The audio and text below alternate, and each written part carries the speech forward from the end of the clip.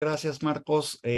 Pues bienvenidos de nuevo a todas y a todos los más de 300 personas que están congregadas en esta primera capacitación. Tenemos a nuestra ponente de lujo el día de hoy, a Gabriela Rivadeneira. Déjenme comentarles que es expresidenta de la Asamblea Nacional de Ecuador, directora ejecutiva del Instituto para la Democracia Eloy Alfaro, IDEAL, militante política de la causa popular y progresista, comprometida con la igualdad, la lucha de las mujeres y la unidad de la patria grande. Estudió en la Universidad Politécnica Salesiana, donde se graduó como licenciada en Gestión para el Desarrollo Local Sostenible.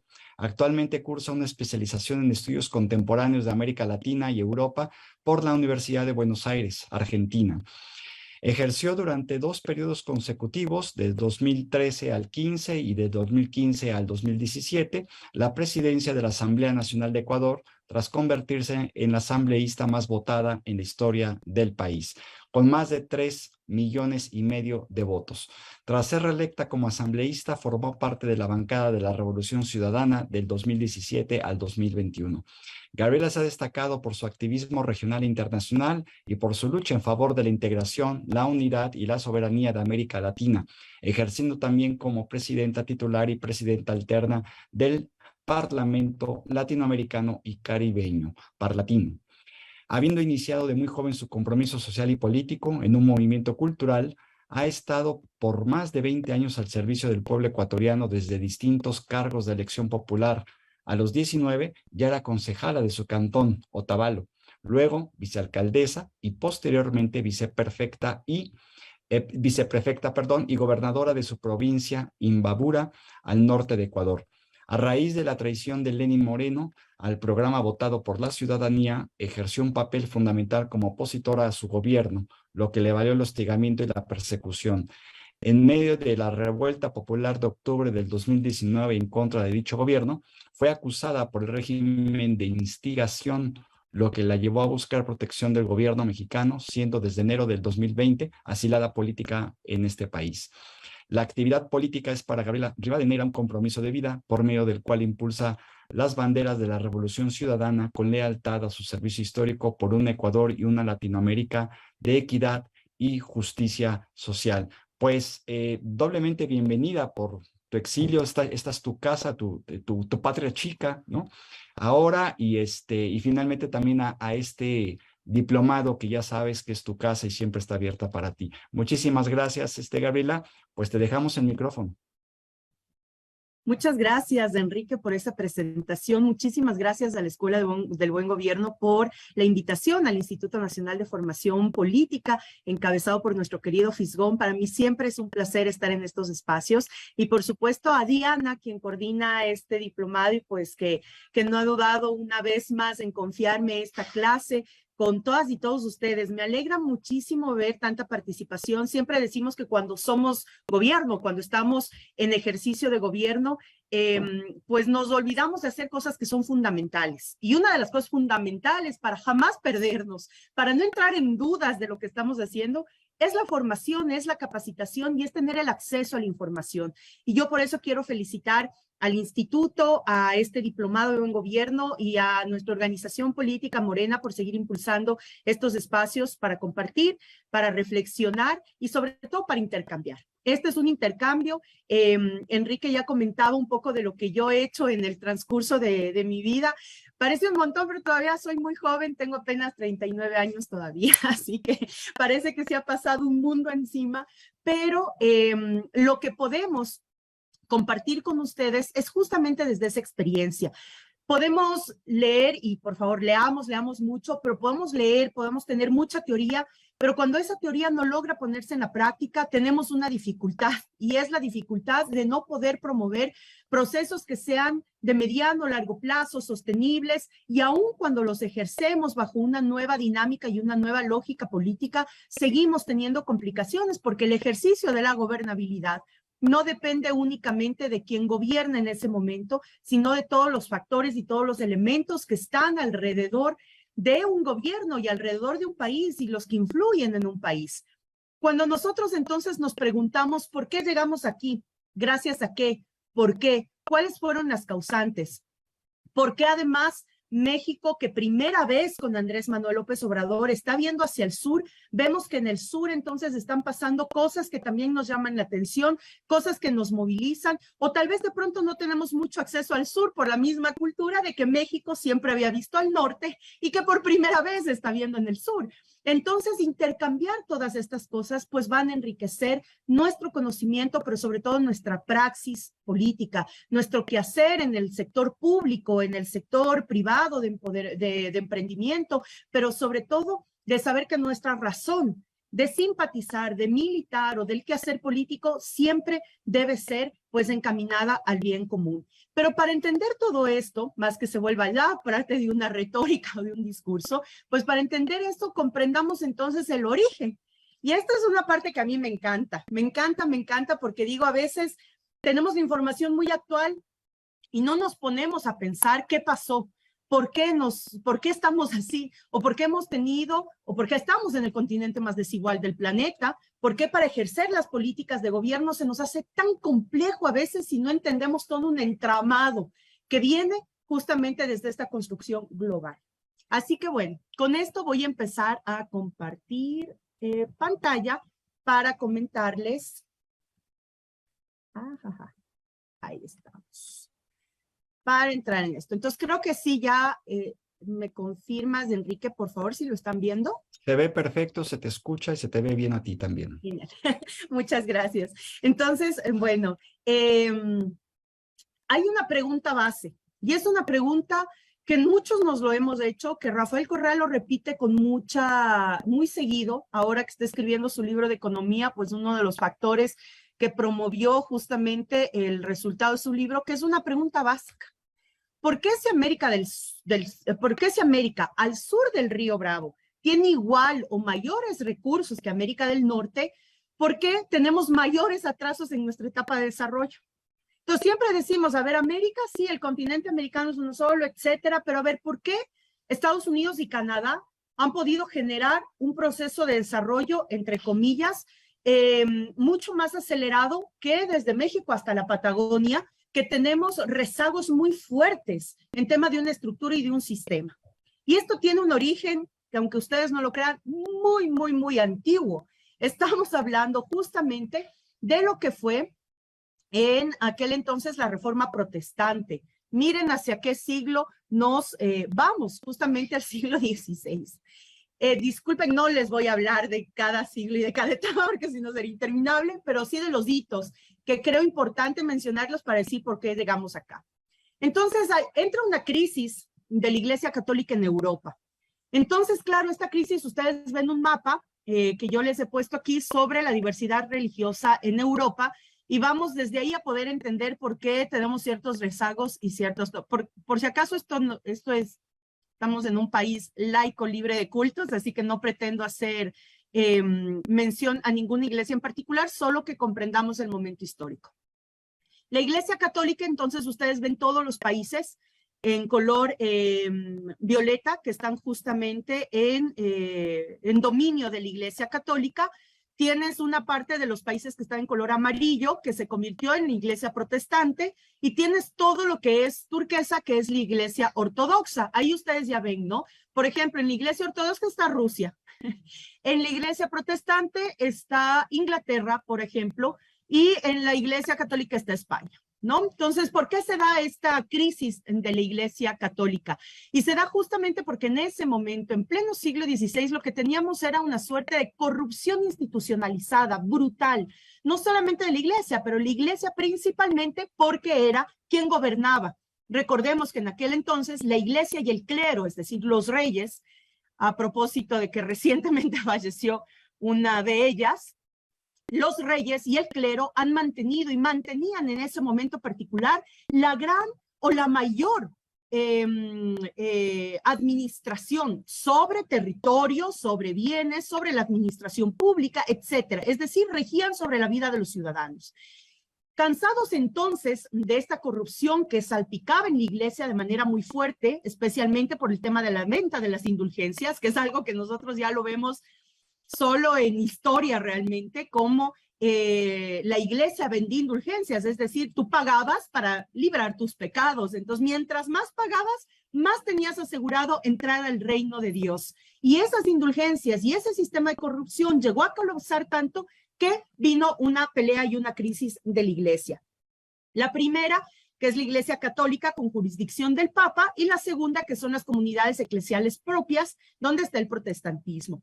Aquí hay dos actores fundamentales de esta historia. Lutero, que rechazaba la herencia cristiana medieval, denunciaba la corrupción de la iglesia, es decir, Lutero era como en ese momento el que decía que la iglesia tenía que volver al sentido del origen de Jesucristo, de Dios, de la palabra, etcétera, más no del negocio de lo que significaba la iglesia, que es la que era defendida por Calvino. Calvino, entonces, mucho más ortodoxo, decía, imagínense en esto, defendía que, entre otras cosas, la predestinación. A ver, aquí me voy a achicar esta pantalla porque si no, no veo yo misma. La predestinación, es decir, el destino no por fe ni por obras. Dios determinaba la salvación o condena de los seres humanos antes de nacer, ¿no? Entonces nosotros ya nos encontramos con dos visiones de dos personajes, Lutero y Calvino, que defendían dos tesis de la iglesia en ese momento y que marcó una tendencia muy clara en la ruptura de la iglesia en pleno siglo XVI. ¿Por qué esta parte es importante? Porque justamente la iglesia, la doctrina, forma parte del conducto ideológico que se cimenta dentro del quehacer de las propias sociedades. Cuando nosotros entonces vemos que los países que están pintados de violeta son los que se quedaron con la teoría y la tesis de Calvino, es decir, bajo la Iglesia Católica conservadora, ortodoxa, bajo la conducción del Papa, otros países que siguieron la tendencia de Lutero, que son los que se pintaron en amarillo, siguieron una lógica de que la iglesia tiene que servir justamente para el desarrollo y no para enriquecerse. ¿Qué tiene que ver esto? Que justamente en América, en ese momento, después los procesos de colonización europeo, se dieron también divididos por esta señal. Es decir, Estados Unidos fue colonizado justamente por Inglaterra, es decir, bajo la teoría de Lutero, es decir, un tema mucho más productivo, más abierto, menos inquisidor, menos de sumisión, es decir, hay otra lógica y otro planteamiento ideológico en lo que planteaba Lutero. Y mientras que en México, hacia la Patagonia, fuimos colonizados principalmente por España y por otros países que siguieron la Iglesia Católica. Entonces, ahí empieza la respuesta del por qué, después del Río Bravo, sufrimos muchas consecuencias de lo que significa este conservadurismo y lo ortodoxo de un pensamiento y de una ideología que luego comanda también lo que significa la dirección política de un Estado o de un gobierno. Entonces, como viene estos inicios justamente de transformación, se fueron consolidando de tal manera que la iglesia luterana mostraba ya un desarrollo diferente a la iglesia de Calvino y los países empezaban a desarrollar también de manera diferente. Es decir, todos los países que nosotros veíamos de la parte amarilla son países que de una u otra manera hoy por hoy son los países con mayor sistema de redistribución del mundo, por ejemplo, los países escandinavos, etcétera, etcétera, ¿no? Y los países en violeta, pues todos los que se enriquecieron a causa del saqueo de América, especialmente de América del Sur. Todo esto siguió y la iglesia siguió comandando, junto con el clero, muchas de las políticas geoglobales. Es decir, ya a nivel planetario teníamos una lógica de que el clero y la iglesia eran quienes comandaban y que no había la posibilidad de romper esa lógica hasta que llega la Revolución Francesa. Y la Revolución Francesa plantea justamente la necesidad de un tercer estado. ¿Qué es cómo se divide justamente en este momento? En este momento lo que nosotros estamos viendo es que hay una primera etapa, una primera punta, digamos, la primera punta de la pirámide, está el estado conformado por el rey y la familia de la corte. El segundo estado con los nobles y el clero. ¿Qué beneficios tenían estos? Todos los privilegios, todos los derechos, los cargos administrativos, no pagaban impuestos, entre otros privilegios cedidos a estas dos fases de la pirámide. Y por último tenías al sector burgués o del campesinado, que eran los que pagaban impuestos, los que no tenían derechos políticos y los que iban a la guerra, los soldados de la guerra, ¿no? Entonces, la Revolución Francesa marca el inicio de la edad contemporánea al sentar las bases de la democracia moderna, lo que la sitúa en el corazón del siglo XIX. Abrió nuevos horizontes políticos basados en el principio de la soberanía popular. La Revolución Francesa para nosotras y para nosotros fue un hecho extraordinario, porque además, luego de su conformación, fue lo que influyó principalmente en los primeros procesos independizadores de América del Sur. ¿Qué plantea la Revolución Francesa? La Revolución Francesa plantea que con la toma del gobierno, es decir, hay una gran revuelta de los burgueses, de la parte proletaria, si quieren decirle, hay una gran revuelta que plantea la conformación del tercer estado. Es decir, lo que dicen es, no es posible, no funciona que el clero y la iglesia sigan comandando cuando los ciudadanos nos estamos muriendo del hambre. Es decir, ustedes saben que ahí había grandes crisis de hambrunas, enfermedades, etcétera, una fuerte discriminación, y en ese sentido el tercer estado era la posibilidad de equilibrar y de tener la voz de quienes podían justamente generar una transformación del Estado. Y aquí nace, y por eso me gusta mucho presentar esta infografía principalmente, porque ustedes habrán escuchado, y todos escuchamos de manera permanente, izquierda y derecha. ¿Qué eres, izquierda o eres de derecha? Entonces, si no sabemos de dónde viene, y esto es bien anecdótico, porque viene justamente desde este momento del tercer estado, donde la revolución burguesa de la Revolución Francesa plantean la instalación de un parlamento. Es decir, un parlamento con representación ciudadana por fuera de la iglesia y del clero para también definir un mínimo sistema de gobernabilidad. Y en esta imagen que ustedes ven ahí de ese momento del parlamento es justamente donde se sitúa la izquierda y la derecha. En la derecha se sitúa el sector conservador que defendía la monarquía, que decía sí, debe ser una monarquía más moderada, pero tenemos que estar bajo la lógica de la monarquía. Y a esto se les conoce como los girondinos. Y a la izquierda está la burguesía que quería terminar totalmente con el poder del clero y del rey. Y a esto se los conocía como los jacobinos. En esta distinción entonces del parlamento entre jacobinos y girondinos, nace entonces la primera vez que nace izquierda-derecha. Y la izquierda, por esa lógica de conseguir terminar con la subsumisión, que luego lo dice Marx, para terminar con eso, en ese momento pues la izquierda ya en toda su historia se va conformando como la defensora de los grandes derechos y de las grandes vanguardias de transformación frente a una derecha cada vez más conservadora.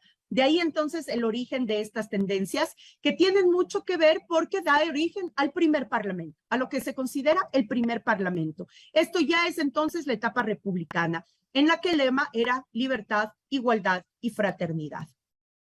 ¿Cuáles son las características de este Estado liberal? Es decir, llegan los burgueses, se forma un tercer Estado, que es el Estado burgués, y ellos lo que promueven es justamente la inserción en lo que se denomina el Estado liberal. El Estado, entonces, tiene algunas particularidades. El fin del absolutismo, que da paso justamente a la edad contemporánea, es decir, entramos en una disputa de poderes. Ya no hay entonces un clero y una monarquía que nos comandan, por lo tanto, la sociedad organizada tiene que asumir responsabilidades y para eso debe haber una necesaria disputa de poderes para que el poder en sí mismo no se concentre en una sola instancia. Entonces, ahí está el Parlamento, está el Ejecutivo, lo que toma forma justamente con el Poder Ejecutivo, que es el ejercicio de gobierno, y lo judicial, donde están todas las partes de los jueces. Imagínense en cuánto ha tenido que pasar. Les estamos hablando desde la Revolución Francesa hasta la actualidad, mantenemos la misma estructura y el mismo sistema, salvo unas especificidades que las vamos a conocer luego. Pero estos son los tres poderes del Estado instaurados desde la Revolución Liberal que hasta ahora se mantienen vigentes y que funcionan en esta especie de disputa de poderes para no ceder o no tener absolutismos. marca el inicio de los derechos y las libertades que son concebidos a la población, numerosos derechos, entre ellos, por ejemplo, el tema ya de la tributación, ¿no? Entonces, bueno, primero se pone un control a la venta de indulgencias, que fue ya bastante importante, y segundo, se empieza a pensar ya en mecanismos de tributación, donde tienes ya otras características, ya no solamente eran los obreros o la plebe los que tributaban, sino ya empiezan a tributar otros sectores también de la sociedad. Y en ese momento, pues, inician también muchos debates sobre el tema de la salud, de la educación, de los propios derechos de las mujeres, incipientes aún en esa época, pero digamos empieza a dar otros debates en base a los temas de derechos y libertades. La economía del mercado, que en ese sentido se suceden numerosas liberalizaciones en muchos sectores, se da un gran papel del mercado como asignador de recursos, limitando así el papel intervencionista del Estado. Entonces dicen, sí, si bien es cierto, tiene que haber el legislativo, el poder ejecutivo, el judicial, pero estos tienen que encargarse de la administración pública. Todo lo que tiene que ver en el sistema económico le corresponde a quienes hacemos la economía. Entonces el mercado rige y desde ahí la dichosa regla de que el mercado se rige por oferta y demanda, ¿no? Entonces, ya vamos viendo cómo va tomando forma esto que hasta ahora tenemos vigente. Y la democracia que dicen, claro, ¿quiénes van al Parlamento? Y ahí surge justamente el primer debate de la democracia representativa. Al Parlamento van representantes ciudadanos. ¿Cómo se los elige entonces? Y ahí empieza a demarcarse la democracia representativa, que es el acudir a las urnas cada cierto tiempo para elegir a tus representantes. En eso se basa, es el principal facultad, digamos, o el principal beneficio de la democracia en sí misma, es decir, la democracia liberal, ¿ya? ¿Qué pasaba entonces cuando empieza la etapa republicana que decíamos en Europa a través de la Revolución Francesa? En América se demora un poco más hasta que llegue y irradie justamente toda esta dinámica y esta lógica política de Europa. Llega entonces a América también la necesidad de sublevación frente a estos mismos abusos de la corona y del clero. Es decir, lo mismo que pasaba unos años antes, 70 años antes en Europa, seguía pasando en América. Y es decir, el gran abuso, la explotación, los genocidios, todo lo que promovió la colonización europea en nuestros países. Y empiezan los primeros procesos independentistas, estamos hablando entre 1808 y 1830. Y aquí después, cuando ustedes saben, se dan diferentes procesos de independencia. En Quito, en efecto, en Ecuador, se suscita el primer grito de la independencia y desde ahí los países empiezan su primer proceso de descolonización. Decimos primero porque hemos sido lastimosamente víctimas de muchos procesos de colonización en nuestro continente y en nuestra región principalmente. Pero los primeros procesos de independización se dan justamente en esta lógica, la rebelión de los criollos, que eran los que querían generar un gobierno ya a la altura del europeo, es decir, un gobierno liberal con poderes del Estado, sin absolutismos, etcétera. Y no por nada, el jueves pasado, el 15 de septiembre, pues quienes pudimos estar en el Zócalo escuchando a nuestro presidente Andrés Manuel López Obrador, recordábamos un año más del grito de Dolores, que fue el grito de la independencia de México. ¿Qué pasa en este momento? Cuando nuestros países recién independizados empiezan a plantear ya sus primeras estructuras de gobierno, pasa algo que también nace por una anécdota. Brasil, encima de que muchos países nos colonizaron, muchos países quedaron endeudados encima, ¿no? Entonces, claro, porque los países colonizadores trajeron de cierta manera cierta tecnología, ciertos, digamos, en ese momento, ciertos avances de arquitectura, de infraestructura, etcétera. En definitiva, le querían cobrar la deuda a Brasil. Entonces, Brasil les decía que no podían pagar nada porque recién estaban instaurando un Estado-nación y que no era justo después de todo lo que habían saqueado.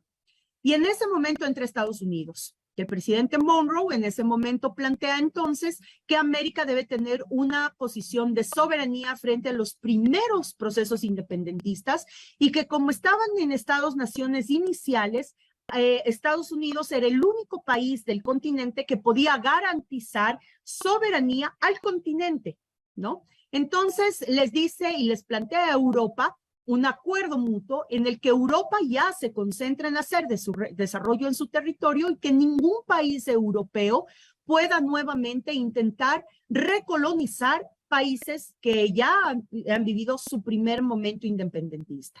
Y en ese sentido, entonces, nace lo que se conoce como la doctrina Monroe, aplicada en nuestro continente desde 1823, que se resume en la frase América para los americanos, que luego tomó el contexto de América para los norteamericanos, porque en definitiva lo que pasó fue la aplicación de una doctrina de control militar en todo el continente, y que ese militarismo pues era el que iba a evitar nuevos procesos de recolonización en nuestros países. Pero a cambio, nuestros países nacientes tenían que ceder a Estados Unidos todo el potencial de comercialización a través de el producto de primera mano de nuestros países, es decir, nosotros solamente como países primario exportadores, Estados Unidos, que ya había alcanzado un proceso de industrialización importante, procesaba esos productos y la condición era de que esos productos procesados de nuestra materia prima retornaban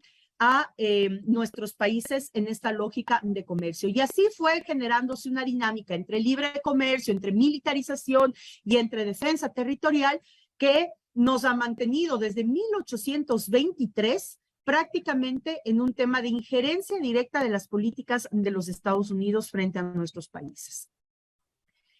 ¿Aquí qué pasa justamente con este proceso? Yo siempre pongo un ejemplo, es como que nosotros llegamos a una casa y yo le digo a Enrique, oye Enrique, sabes que no tengo dónde quedarme, no tengo absolutamente ningún lugar, no puedo quedarme. ¿Será que me puedes prestar el sillón de tu sala para quedarme esta noche? Enrique me va a decir, bueno, sí, si es una sola noche, pues te presto el sillón, pues quédate, sí, no hay problema.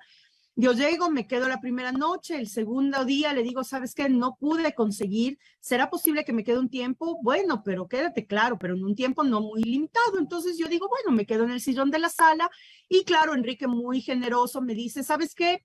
Tú utiliza el baño social, pues el baño que está ahí al lado de la sala, utilízalo tú para que ese sea. Entonces, yo bueno, y hago posesión de ese baño y voy poniendo mis cosas de limpieza en ese baño.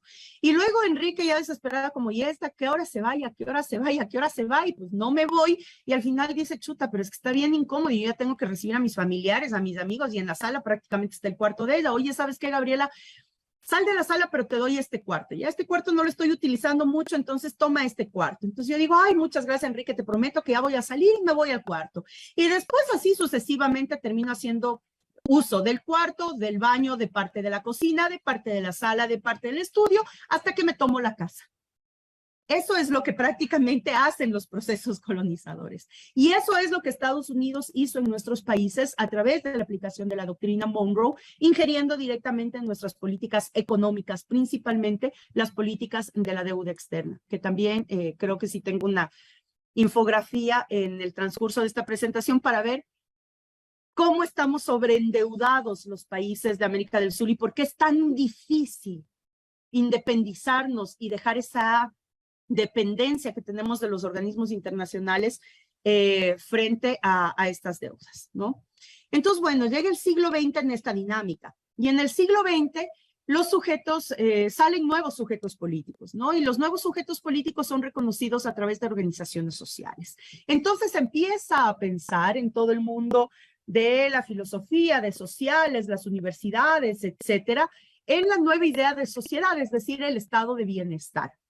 Frente a esta masacre que hemos tenido, frente a la pobreza, frente a la gran desigualdad, tenemos que buscar una alternativa. Y en ese momento la alternativa era el estado de bienestar, que Lechner marca en 3 dimensiones. Dice que para que este estado de bienestar funcione, debe haber 3 niveles de coordinaciones necesarios. La regulación, que es lo que ordena legalmente las relaciones entre diferentes procesos y actores, es decir, qué le corresponde a quién hacer para no pisarnos las mangueras, es decir, la regulación, ¿ya? Entonces, ese es uno de los factores, de las dimensiones. Después está la representación. representa las ideas predominantes acerca del orden social, basados en esto de la democracia representativa, es decir, si tú vas y votas, votas por una mayoría, y lo que la mayoría decide es lo que se debería regir. Eso es los predominantes acerca del orden social, ofreciendo una imagen simbólica de la unidad de la vida social, ¿no? Entonces, la democracia permite eso. La representación permite mantener una cierta lógica de unidad de esa vida social. Y la conducción, es decir, encauzamiento. Entonces, regulación, representación y conducción son las tres dimensiones que dice Lechner, son las ideales para empezar a generar el estado de bienestar. Y con esta primera lógica, o con este primer análisis, que es bastante obvio, que es muy lógico, que es muy aceptable, digamos, inicia lo que yo les he separado metodológicamente en las décadas. Inician entonces los 60, que fueron los años en los que los teóricos marcan como la mayor expresión de esa coordinación, donde funcionó tal cual, donde estas tres dimensiones, regulación, representación y conducción, funcionaron tal cual, fueron los años 60, dicen los grandes teóricos, que prácticamente inician el Estado desarrollista. Entonces tienes al Estado como motor del desarrollo económico, del proceso de la industrialización sustitutiva de importaciones, tienes la afirmación del Estado como representante de la nación sobre la ciudadanía y sobre los sectores sociales. Ojo, nunca el económico, ¿no? Ni siquiera en este ideal del estado de bienestar el económico estaba dentro de las funciones del Estado. Y la racionalización de la intervención sobre la modernización. Entonces, basados en la modernización, luego se dieron todos los abusos del capitalismo y posterior del neoliberalismo. Entonces, esta etapa de los 60 se puede evidenciar con mayor nitidez lo que se planteaba como estado de bienestar. Luego vienen los 70, entonces dicen, mira, esta última década nos ha ido relativamente bien, hemos podido instaurar estas tres dimensiones coordinadoras, ahora hay que planificar. Entonces los 70 están determinados como el capitalismo organizado, es decir, la planificación. Aquí entonces empieza a surtirse una serie de efectos negativos, ¿ya? Después de haber pasado una década muy constructiva, digamos, en el ámbito de este estado, de la idea del estado de bienestar, viene una década en cambio de mucho caos, porque ya el mercado, como el mercado no se regula solo, y solo lo hemos entendido muchas décadas después, como el mercado no se regula solo, el mercado por esta liberalización, por el mínimo control del Estado, por además implementar un proceso de modernización que no estaba acorde con la transferencia de tecnología, entre otros factores que dificultaron la planificación del Estado, empezó a haber una decepción generalizada de esa coordinación política, es decir, de esta coordinación política empezó a romperse. Y en los 70 vemos entonces cómo pasamos de la coordinación política a la coordinación del mercado, ¿ya? Entonces vienen justamente los primeros procesos de industrialización totalmente asimétricos. Estados Unidos y Canadá marcan una diferencia en los procesos de industrialización muy superiores a los del resto de países, salvo con un cierto desarrollo en México y en Brasil. No por algo son también parte de las potencias económicas de nuestra región, del continente, digamos, a diferencia de muchos otros países que se han mantenido sin un proceso de industrialización y por lo tanto en un proceso absolutamente asimétrico. Yo no sé si ustedes escucharon o han escuchado intervenciones de Gustavo Petro, el presidente de Colombia, que es el primer presidente de izquierda en 200 años de gobierno de Colombia.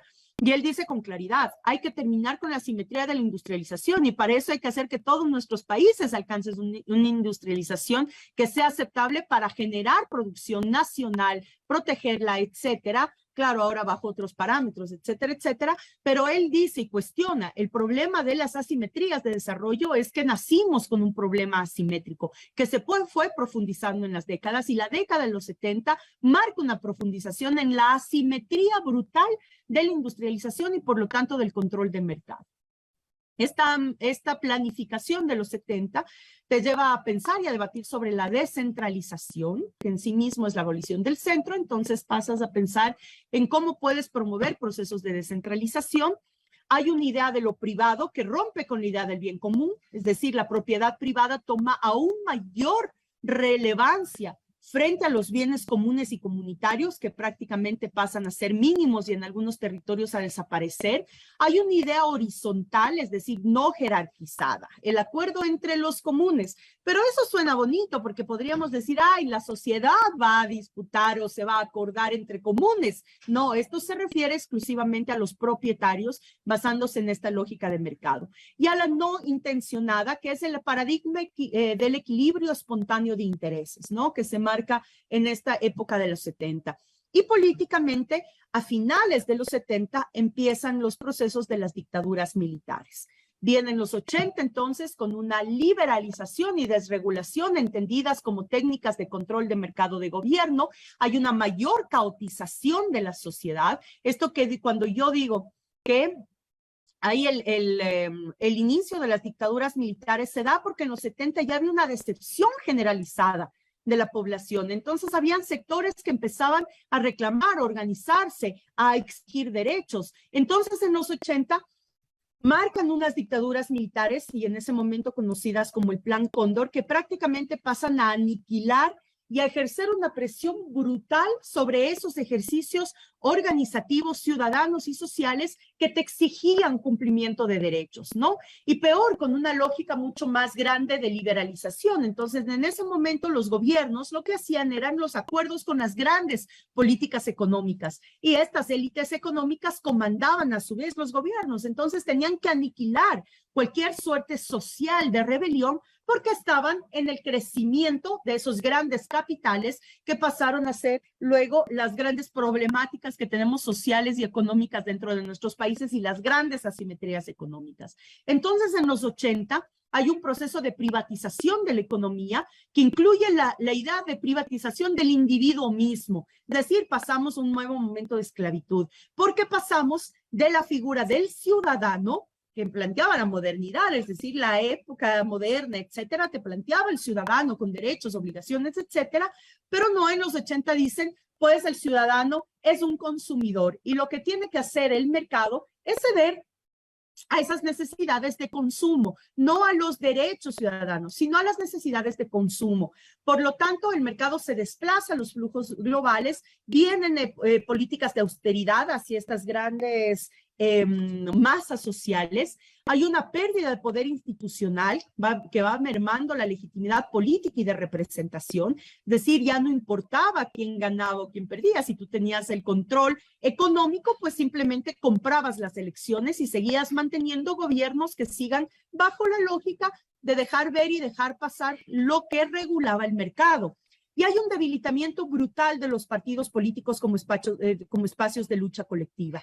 ¿Desde dónde viene entonces el gran equilibrio de los partidos políticos? Es desde estos 80 por la gran podredumbre que se puede vislumbrar entre el ejercicio de lo público, lo privado y lo político. De tal manera que yo me temo que en muchos de nuestros países estos rezagos no los hemos podido superar y no hemos podido reconstruir una nueva imagen y una nueva idea de partido como tal, porque el partido en los 80 perdió el ser ese núcleo de la organización social, ¿no? Entonces, esos son de los grandes rezagos que tenemos en la actualidad. Ustedes ven encuestas y si tú preguntas al ciudadano común y corriente cuántos simpatizan con una organización política, pues sigue siendo muy, no con el presidente o la persona, no con Andrés Manuel, no con Correa, no con Lula, no, con la organización política, termina siendo muy mínimo, digamos, la simpatía de la población frente al partido político como tal. Y eso es un reto también para todos los que hacemos partido. Aquí, por ejemplo, gana el primer presidente socialista, que fue Allende, en Chile, y en el Plan Cóndor lo asesinan, ¿no? Que es justamente todo ese episodio de la moneda, que en estos días también lo hemos recordado muchísimo.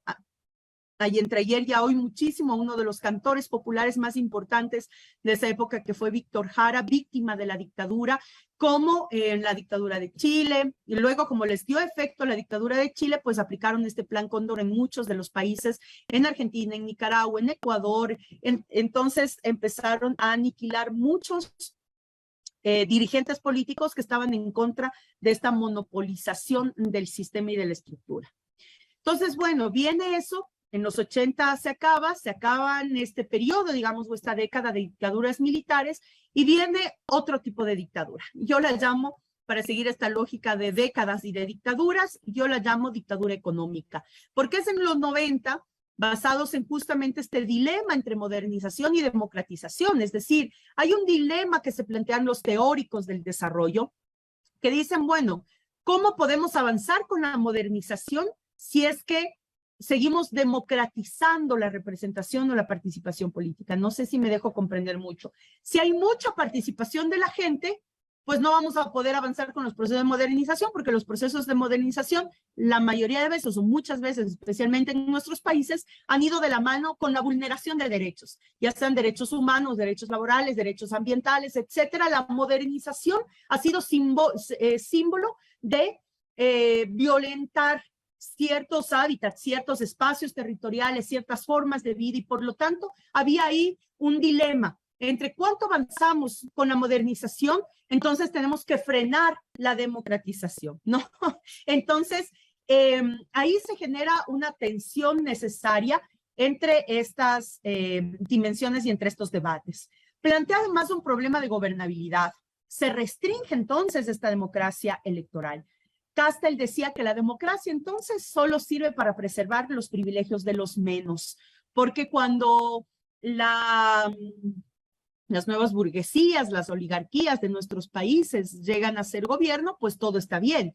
Pero si llega alguien de los sectores populares, la élite económica se escandaliza, ¿no? Entonces Kastel dice, a ellos les sirve la democracia mientras elijan a alguien que les sirva a ellos. Si es que no sirve, les sirve a ellos, entonces la democracia se ve debilitada, y en esa lógica, entonces, en estos años se reprime mucho más la democratización, o más bien dicho, se reserva la democracia estrictamente al hecho del voto. Y en ese marco, pues, pudieron seguir consolidando la profundización neoliberal. Hay procesos desarrollistas, que no es lo mismo procesos de desarrollo que procesos desarrollistas. No es solamente una cuestión semántica, sino de contenido. Es decir, el desarrollismo es el desarrollo por el desarrollo. Al final, si tú quieres desarrollar, no importa, es un poco la idea maquiavélica del que no importa qué tengas que hacer para desarrollar. El desarrollismo, entonces, tiene altos indicadores de endeudamiento externo, una política clientelar de mano del ONGismo. Es decir, el ONGismo fue parte justamente de esta gran estrategia de subsumisión del continente frente a la política de los Estados Unidos y de Europa en nuestros países, especialmente cuando se trataba de recursos naturales. Y cuando se hablaba de recursos naturales, nosotros veíamos que en nuestros países aparecían un montón de financiamiento de ONGismo para resguardar, entre comillas, los recursos y las reservas naturales de nuestros países, pero para que sean explotados luego por las grandes transnacionales que llegaban a nuestros territorios, especialmente en los temas petroleros y mineros. Entonces, ese ONGismo rechazaba la injerencia del Estado, pero era amanuense a la extracción de las transnacionales de esos mismos recursos naturales. Es decir, las dos caras de una misma moneda, ¿no? Las transnacionales más visibles, en este caso el Fondo Monetario Internacional, el Banco Mundial, entre otros. Por lo tanto, la dictadura económica que nos ha costado no solamente el desarrollo de nuestros países, sino vidas de nuestros habitantes. Para que tengan una idea, el país con mayor endeudamiento es justamente Argentina. Argentina tiene el 92% de deuda externa en relación a su Producto Interno Bruto. Es una locura. Y el país que menos tiene endeudamiento sobrepasa el 50%. Es decir, en ese margen entre el 50 y el 90% en relación al Producto Interno Bruto es lo que consiguió esta década de los 90 en cuanto a injerencia y a dependencia de nuestros países frente a los organismos internacionales de control económico y financiero. Entonces ya vemos que era una hecatombe. Vinimos de una década, de otra década, de otra década, acumulando vulneraciones de derechos humanos, asimetrías de desarrollo, nuestros países únicamente concentrados en ser productores de materia prima, dependientes absolutamente de productos producidos en otros lados, pero además del mismo manejo económico alrededor de las divisas, etcétera, etcétera, etcétera, caótico. Y en ese momento caótico llega el siglo XXI. Dussel nos dice que es la nueva edad de la historia de la filosofía en tanto diálogo mundial entre tradiciones filosóficas. ¿Qué es lo que teníamos que ver en el siglo XXI para que las asimetrías, la desigualdad, la pobreza, entre otras, pudieran redimensionarse en otros debates que se empezaron a dar con mayor fuerza sobre esta lógica de recuperación del Estado, del redimensionamiento del espacio y tiempo, de la soberanía y recursos naturales, que sigue siendo un debate fundamental dentro de nuestros países, de la regulación del Estado para tener sociedades con mercado, no sociedades de mercado, que hay una diferencia gigantesca, entre otras. Fueron entonces este diálogo que plantea Dussel entre estas tradiciones filosóficas que aún lo seguimos debatiendo muchas de ellas y que seguirán siendo debatidas todavía por muchos años más. Pero en este enmarco inicia justamente el siglo XXI. Y en el siglo XXI nos ponemos entonces a decir que la crisis no es solo financiera, que no es como nos la habían vendido en las décadas anteriores, donde nos dijeron que todo era problema de inyectar recursos. Y como necesitábamos inyectar recursos para solventar crisis, el Fondo Monetario Internacional inyectaba dinero y con eso se suponía que teníamos que la solución para las crisis de nuestros países. Pero no, nunca funcionó. Por lo tanto, la crisis no era un tema únicamente financiero.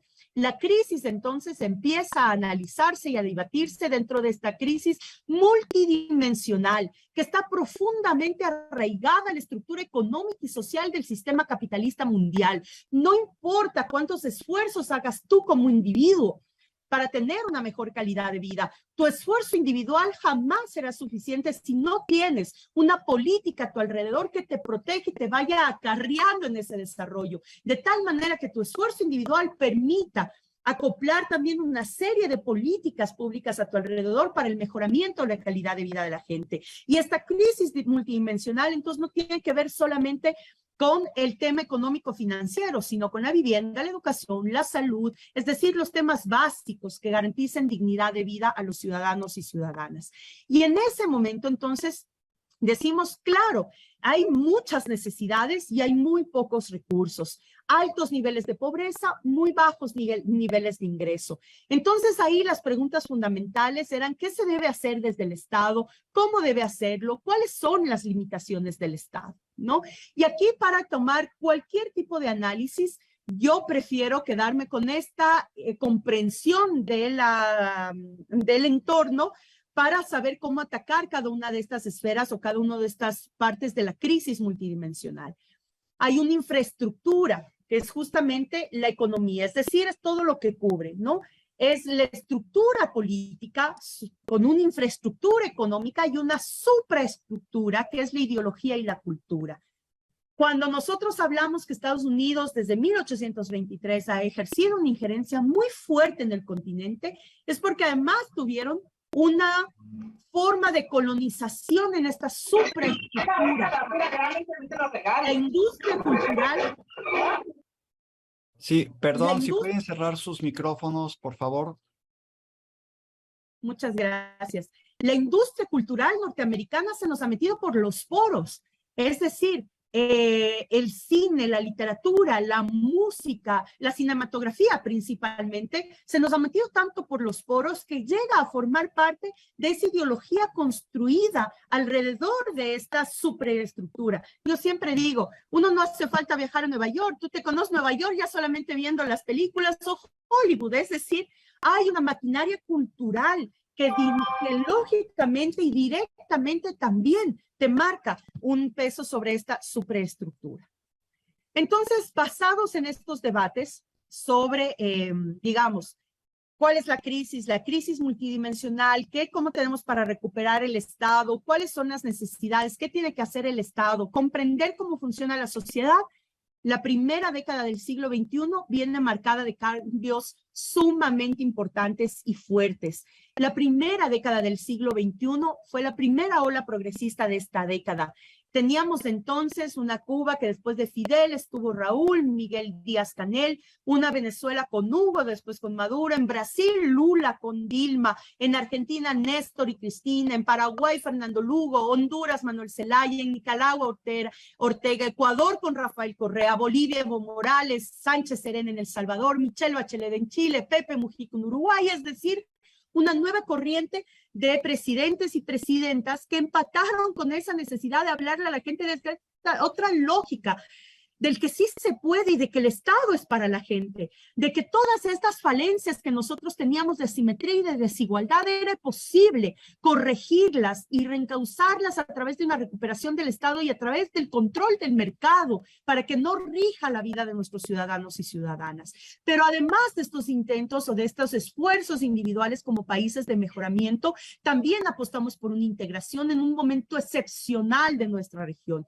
Y en cuanto a los temas de integración, tenemos a los muchos organismos de integración. Los más políticos como el ALBA, la CELAC, la UNASUR, el MERCOSUR, una participación activa en los BRICS, en las Naciones Unidas, en los Objetivos de Desarrollo Sostenible, que además muchos de nuestros países en esta época fueron países que cumplieron 100% el cumplimiento de los Objetivos de Desarrollo Sostenible que marcaban las Naciones Unidas. Entre eso, Venezuela, Ecuador y Bolivia marcaban siempre y punteaban el cumplimiento de los indicadores sociales. Y teníamos diferente cooperación, ya no mirábamos solamente al norte, empezamos a ver a Asia, Euroasia, Unión Europea, la cooperación sur-sur y por supuesto también la del sur con Estados Unidos frente a otro tipo de relacionamiento basado en fuertes posicionamientos de soberanía territorial y de soberanía de nuestros recursos naturales. ¿Cuáles son algunas de las características entonces de los nuevos paradigmas del desarrollo de la primera década del siglo XXI? El combate a la pobreza y toda forma de desigualdad, que era un mandato mundial, pero que para nosotros era un mandato específico en nuestros territorios, y para eso teníamos que golpear o que pensar diferente. Ya no podíamos seguir una lógica de un sistema capitalista si es que queríamos combatir la pobreza, porque no se puede. Si sigues alimentando el sistema capitalista, sigues acrecentando las asimetrías. Aquí es una gráfica. Voy a hacer un paréntesis rapidísimo. ¿Cuál es la diferencia entre el capitalismo y el socialismo? Que es otra de las cosas que muchas veces tendemos nosotros a caer en duda porque muchos no conocemos o otros lo conocemos de manera muy superficial. Y yo no les voy a complicar la vida, solamente les voy a decir que el sistema capitalista y el sistema socialista tienen una sola similitud, que es la necesidad de la generación del capital. Es decir, los dos sistemas, capitalista y socialista, necesitamos generar recursos, necesitamos generar capital. De ahí en adelante es todo diferente. El capitalismo tiene que generar capital y riqueza para que la acumulación haga que por efecto cascada baje a todos los estratos sociales. Es decir, según los teóricos capitalistas, defienden que la acumulación es la única forma en la que le permite que este efecto cascada, si es que aquí acumulas mucho, empieza a regarse. No es como una pila o como un vaso cuando tú llenas de agua. Tú lo llenas de agua y cuando el vaso se llena empieza a gotear y empieza a regar y eso puede caer a todos los estratos sociales. Esa es la defensa del capitalismo, que si tú acumulas siempre va a caer algo a los últimos estratos, ¿ya? En efecto, eso no ha pasado ni pasará, no ha pasado en décadas, no va a pasar ahora.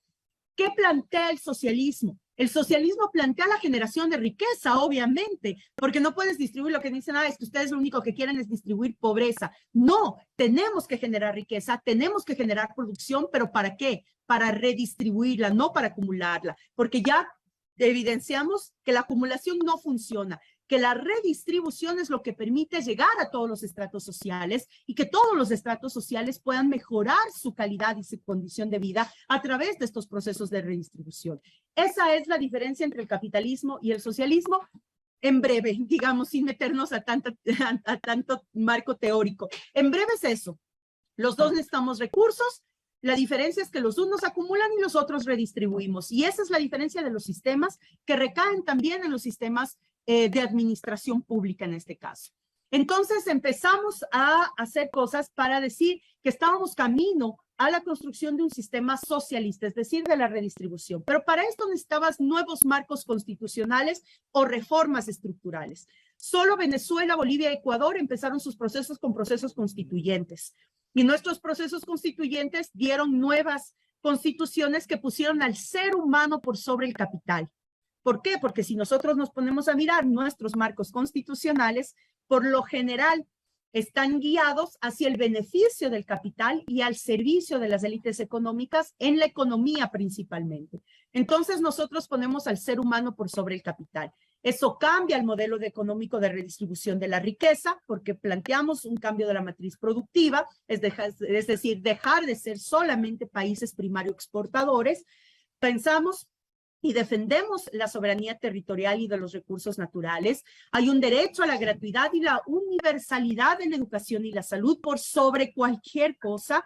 Los derechos a la vivienda y salarios dignos, reconocimiento de las diversidades todas de nuestras sociedades y la democracia representativa y la democracia participativa. Es decir, que la democracia participativa complemente esos grandes vacíos que hoy por hoy tiene la democracia representativa liberal, que ya no nos alcanza solo con ir cada cierto tiempo a las urnas a dar nuestro voto. Ahora tenemos la necesidad de permanentemente construir mecanismos de participación ciudadana hacia la toma de decisiones de lo público y de lo político. Esa es la recuperación del Estado.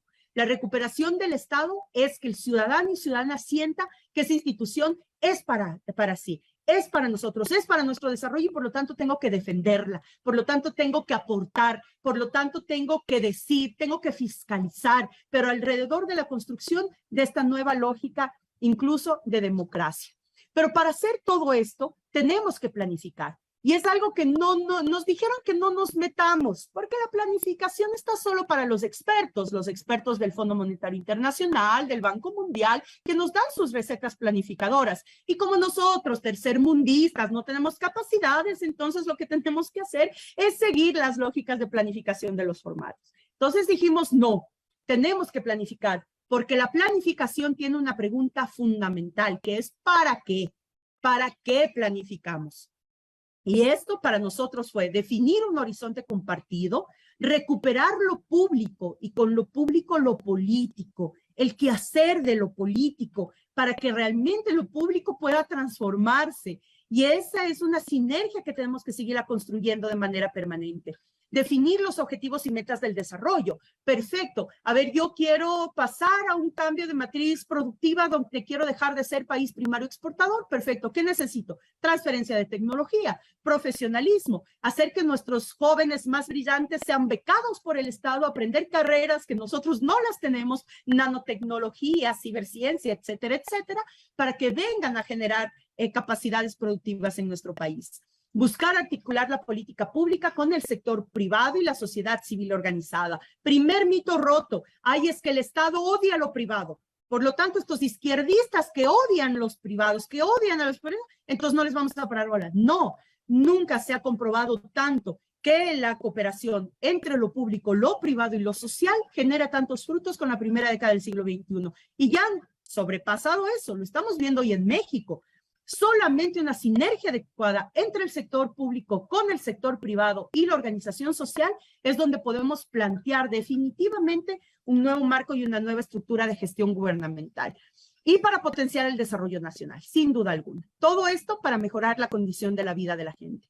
Y aquí plantear 3 factores muy simples en el tema del presupuesto, porque si tenemos un para qué, vamos a tener que preguntarnos con qué, porque si no, esto suena bien lindo, pero si no tenemos con qué, entonces, ¿cómo lo hacemos? Y el presupuesto se utiliza 3 tipos de clasificaciones para el análisis presupuestal, que contesta 3 preguntas. ¿Quién? ¿En qué? ¿Y para qué se gasta el dinero? ¿No? Entonces viene una clasificación económica y que es a qué se van los recursos públicos.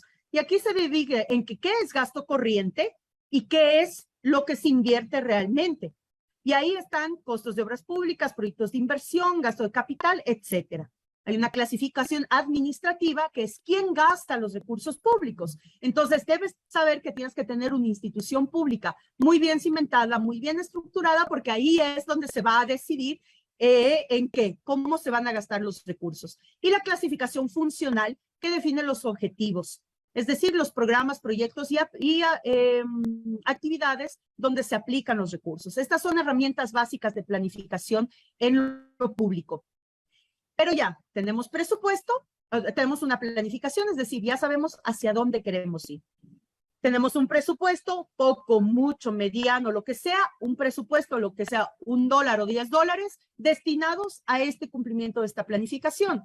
Pero entonces, ¿qué pasa cuando sí lo tenemos y cuando no estamos teniendo los resultados necesariamente esperados? Y muchas veces, como dice nuestro presidente Andrés Manuel López Obrador, insistentemente, la corrupción institucionalizada es brutal.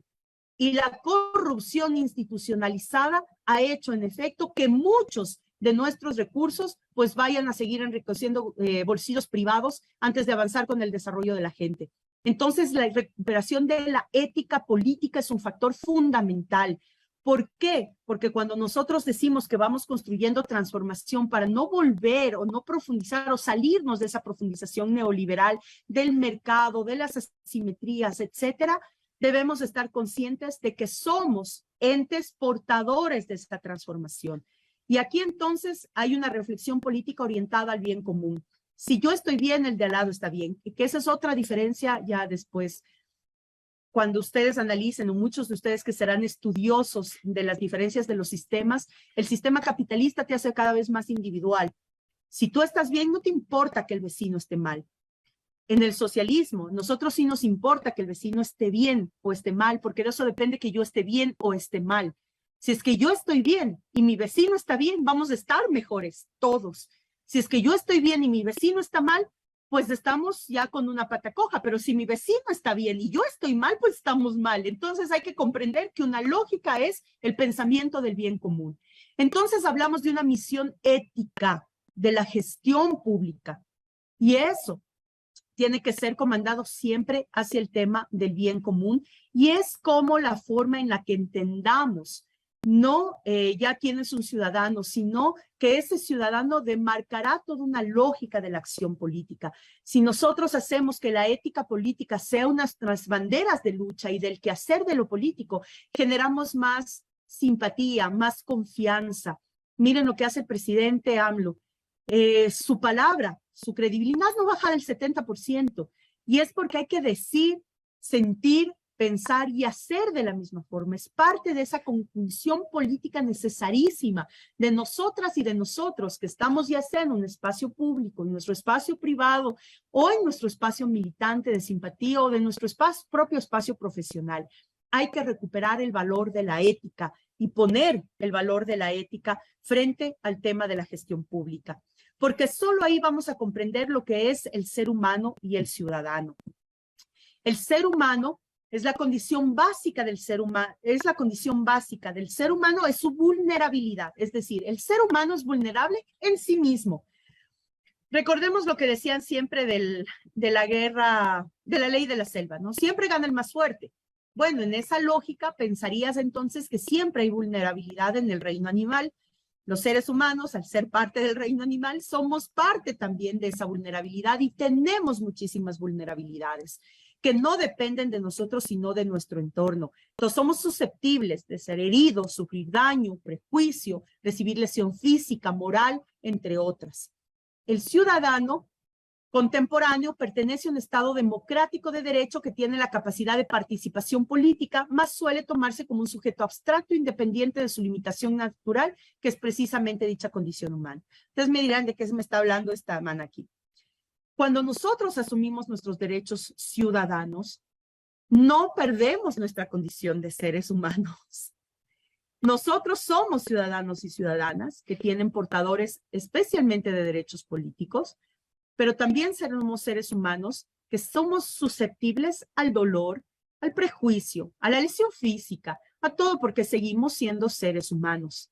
Entonces, lo uno no te aparta del otro cuando ves desde la lógica de lo público y es donde más nosotras y nosotros debemos sensibilizarnos ante el ser humano. Como decíamos, volver a humanizarnos todas y todos después de estas décadas que hemos tenido de un imaginario donde tú debes ser el más fuerte, donde los hombres no lloran, donde las mujeres son las débiles, donde todo eso está tan instaurado que todas y todos tenemos que saber que como seres humanos somos vulnerables y que el rol de ciudadanía nos da una protección en derechos, sí, ante la ley, pero que no por eso dejamos esa vulnerabilidad.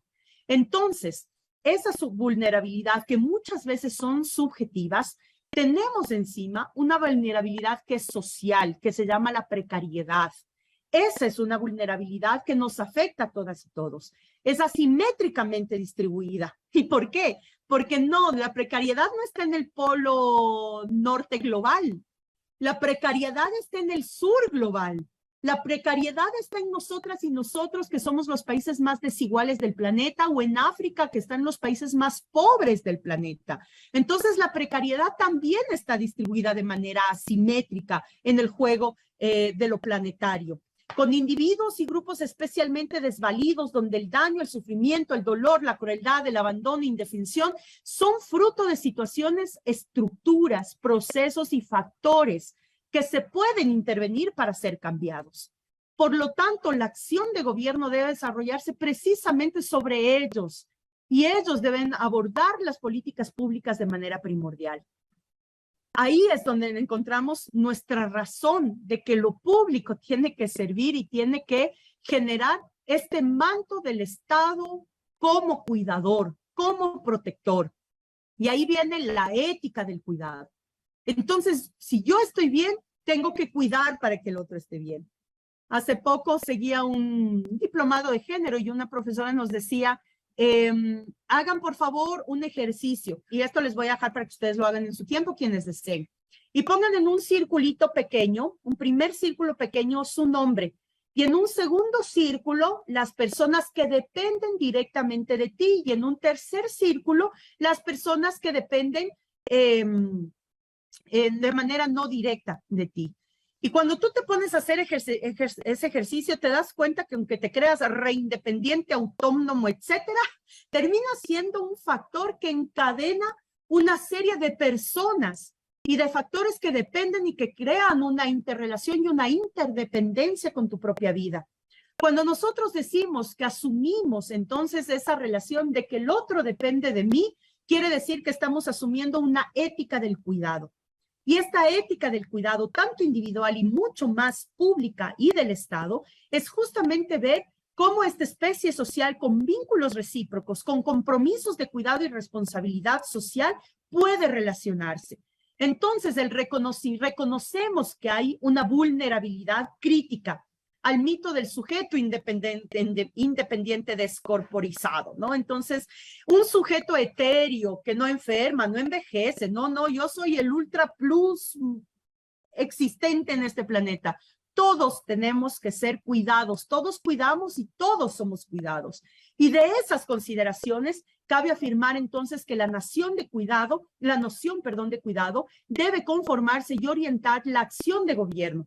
Ello implica dos cosas. Por una parte, el desarrollo de la empatía, ponerse en el lugar del otro, y en la otra, la exigencia de la responsabilidad, es decir, fuerza, coraje, eficacia para generar una buena gobernanza.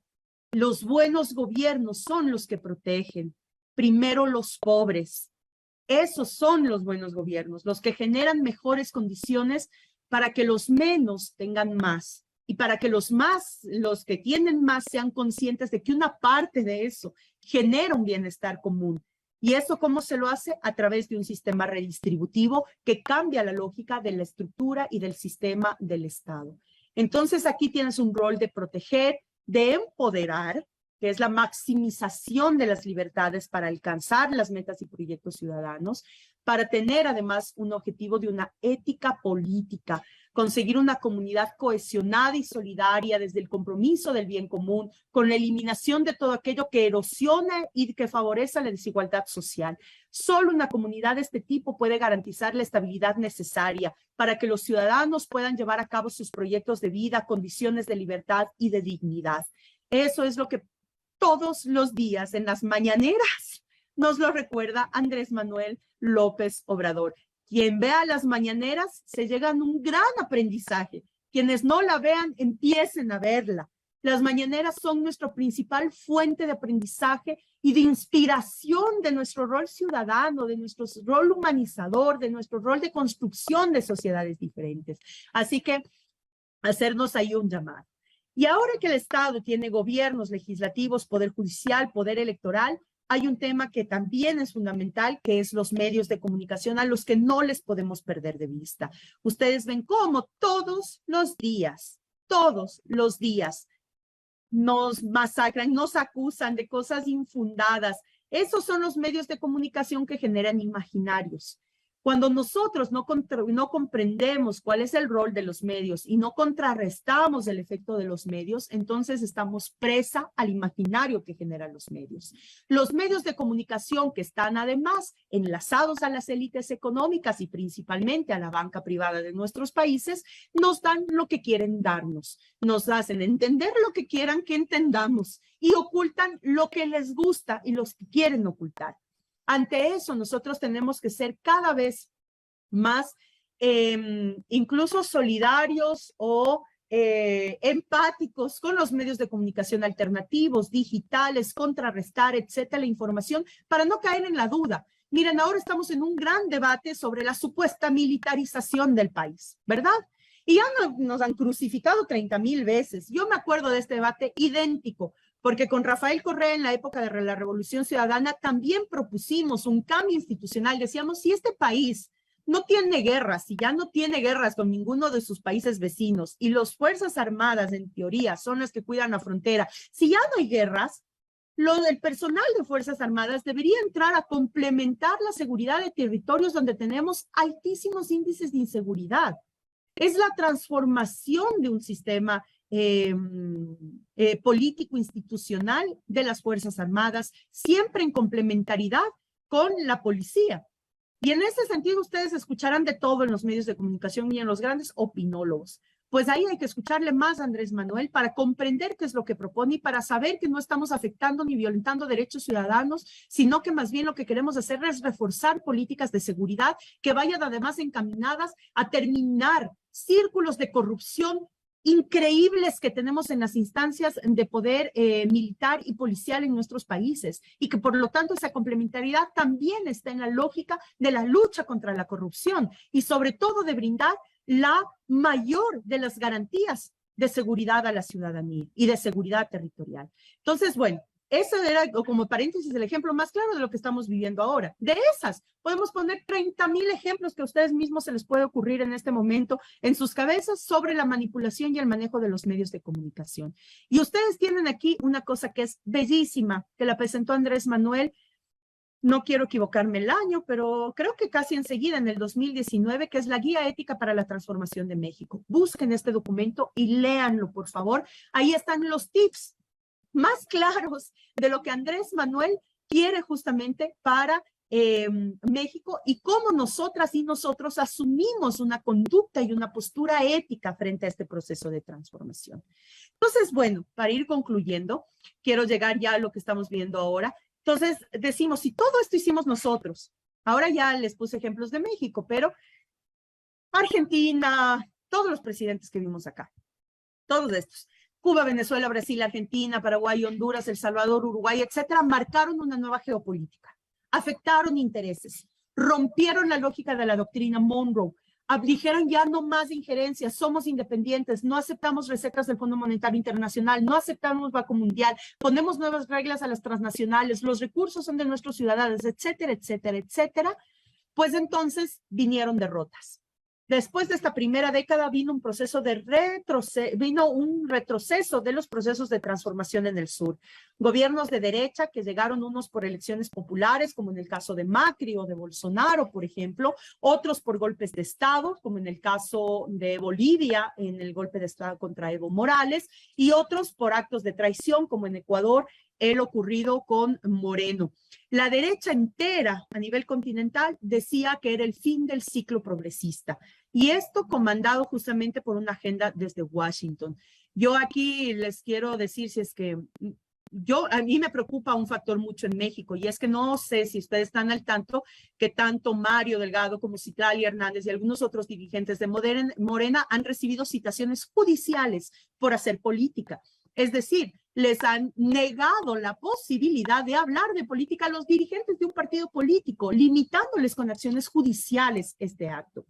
Bueno, esto que ustedes, algunos sabrán, otros no, y no sé en qué dimensiones, es parte de lo que nosotros lo hemos vivido en el sur, producto de este regreso de gobiernos neoliberales que implementaron el lawfare, que es la guerra judicial, que es comandada desde los Estados Unidos, desde el Departamento de Estado, para ya no aniquilar con una metralleta a la ultranza de las dictaduras del siglo 80, sino ahora a través de una pantalla de televisión. Los medios de comunicación te manipulan y te ultrajan, te mandan un imaginario tan fuerte que luego se justifican sentencias judiciales para encerrarte, como en el caso de Lula da Silva, que estuvo presa, o en el caso de Jorge Glass, nuestro vicepresidente, que está preso en el Ecuador, o proscribirte con sentencias obsoletas, como la del influjo psíquico contra Rafael Correa, que ahora es asilado en Bélgica, que tiene 8 años de prisión por influjo psíquico. Ustedes me dirán, ¿y cómo es eso? Influjo psíquico. La fiscal dijo que él, al ser presidente, influía psíquicamente, telepáticamente contra sus alternos para que cometan actos de corrupción.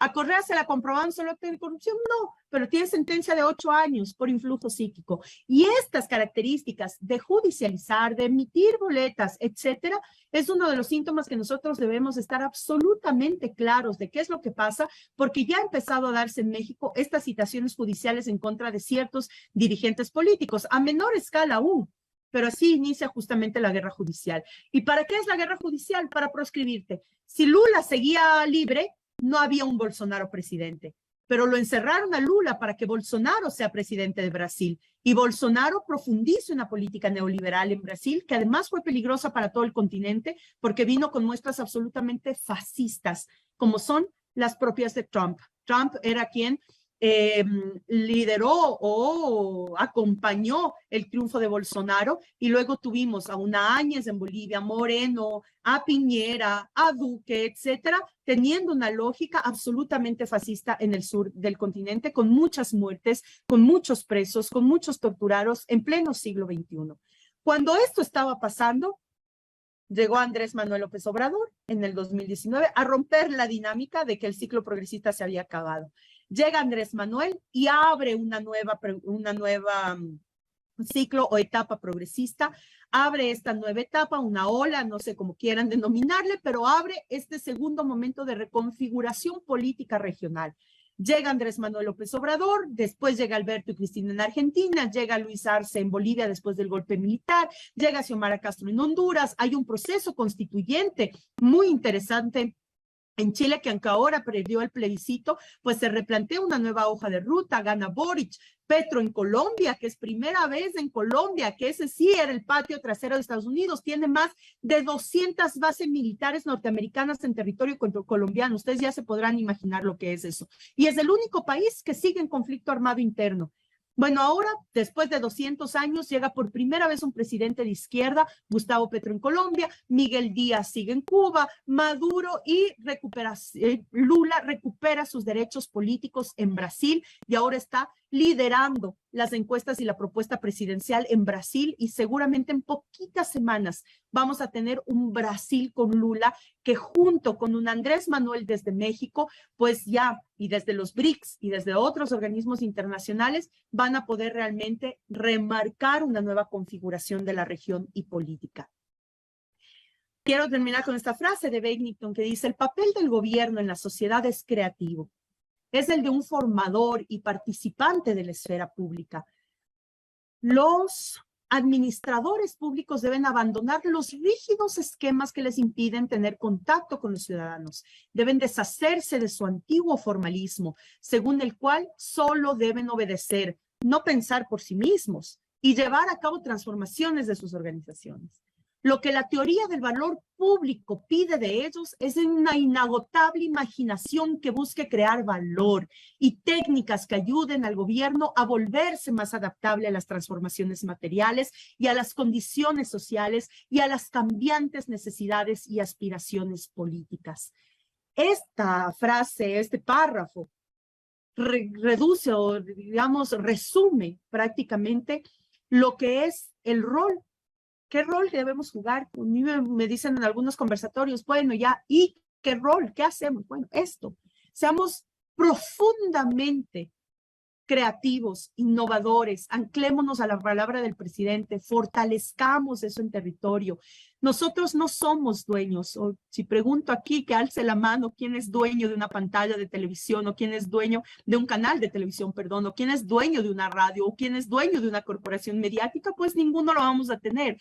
Nuestro principal canal de comunicación es nuestra voz, es nuestra palabra, y es la más potente. Y si eso hacemos, si aquí estamos 300 mexicanos y mexicanas, y nosotros 300, con nuestra palabra, irradiamos la palabra de Andrés Manuel, de la transformación, de esta lógica de transformación de la 4T, para no ser asimétricos, para dejar las desigualdades, para dejar de profundizar el sistema de mercado, para pasar a ser una sociedad más libre, con mayores derechos. Entonces, si solo replicamos a 10 personas más y se hace una cadena inmensa de réplicas de difusión, hay una 4T mucho más imparable aún. Tenemos un reto importantísimo y el tiempo vuela.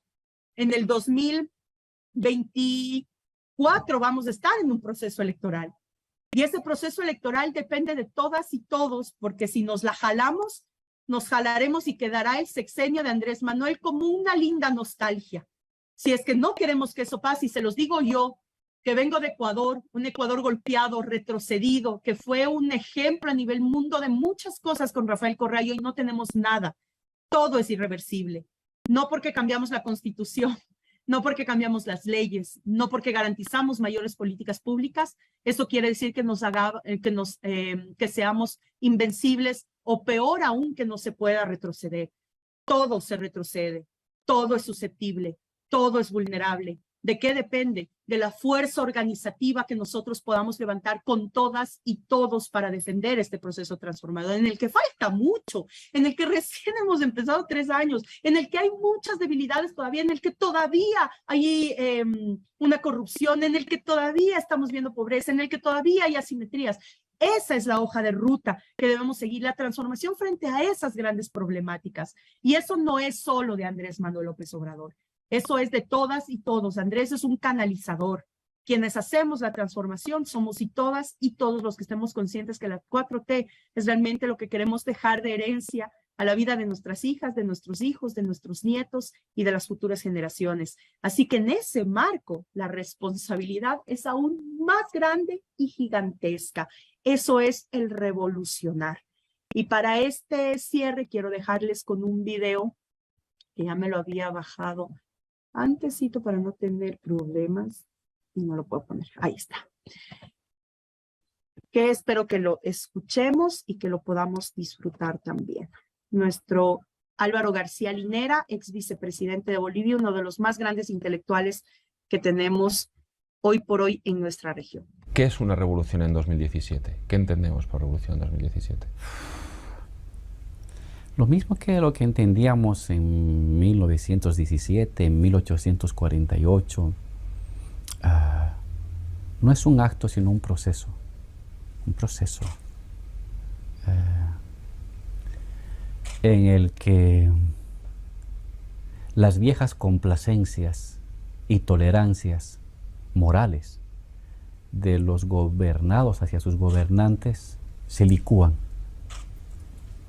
donde las viejas identidades estables y conformistas de las clases subalternas se licúan y todo se vuelve un torbellino creador. Y es como que si el espacio-tiempo einsteiniano se comprimiera en un instante, un solo segundo, y tienden a suceder cosas y a movilizarse gente con una velocidad y con una amplitud que marea, que a uno lo enloquece. Una revolución es usando esta gráfica de lo licuado, es una manera en que las clases, las identidades y las tolerancias se licúan, y entonces la gente comienza a sentirse empujada a tomar decisiones, a participar. Los apáticos de la tienda, de la calle, que ahora están viendo escaparates, la ama de casa que va al mercado, el joven estudiante preocupado por su futuro, de un momento para otro se siente compelido por una fuerza moral interna a participar en las cosas que le afectan.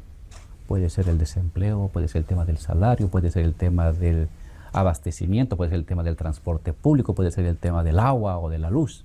Se siente compelido a tomar decisiones.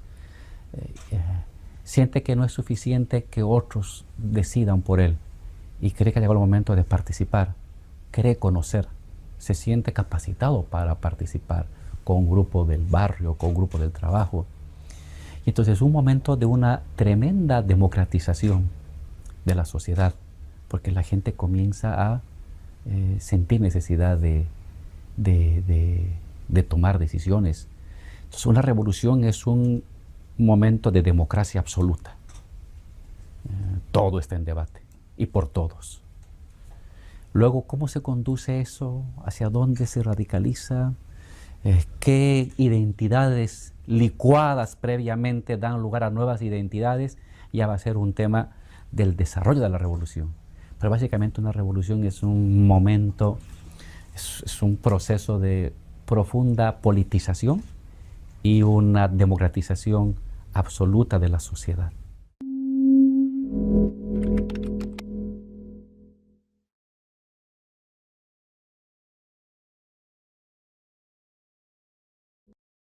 Y Enrique, no sé si me permites compartir pantalla para cerrarles con algo motivante de Andrés Manuel. Adelante, adelante, Ahí. creo que tiene que compartir pantalla activado. Ahí, Perfecto. ¿ya ven la pantalla? Sí. Ay, ojalá se escuche bien, me confirman, por favor. Ahí va. Ahí está. Quiere ser tomada en cuenta siempre. Esto lo deben de saber los jóvenes. A la gente siempre hay que preguntarle. Y para no equivocarnos, lo mejor es preguntar y no ser arrogantes. La politiquería tiene que ver con darle la espalda al pueblo, con no tomar en cuenta al pueblo, con pensar de que el pueblo en política no existe.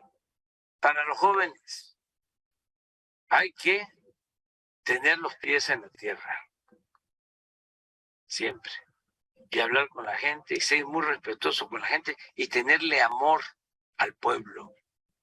El que no le tiene amor al pueblo, que no se dedique a la política,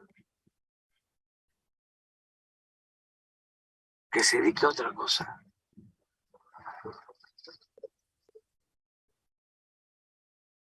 Quiero decirles que me siento muy orgullosa de estar hoy aquí, de ser parte de este esfuerzo que tiene la ilusión de transformar nuestro presente y también nuestro futuro.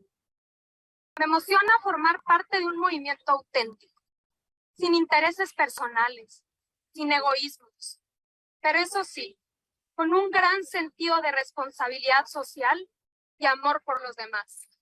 Yo creo que lo que me llevó ahí es pues la esperanza, la posibilidad de decir, sí podemos lograrlo. O sea, si todos juntos y con el liderazgo de López Obrador va a ser posible. Morena es la expresión política y social, la síntesis, la cristalización de una nueva época de la historia de este país, nada más y nada menos.